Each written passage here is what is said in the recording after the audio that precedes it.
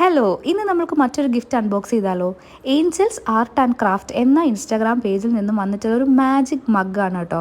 ഞാൻ വളരെ എക്സൈറ്റ്മെൻറ്റോട് കൂടി തന്നെയാണ് ഇത് ഓപ്പൺ ചെയ്തത്. കാരണം ഞാൻ ഒരുപാട് റീൽസിൽ കണ്ടിട്ടുള്ളൊരു ഒരു ഒരു ഐറ്റമാണിത്. ഇത് എങ്ങനെ ഉണ്ടെന്ന് നമുക്ക് നോക്കാം. ഇത് ഓപ്പൺ ചെയ്യുമ്പോൾ തന്നെ ഒരു നോർമൽ കപ്പ്, ഒരു ബ്ലാക്ക് പെയിൻറ്റഡ് ഒരു കപ്പ് അല്ലെങ്കിൽ ഒരു മഗ്ഗാണിത്.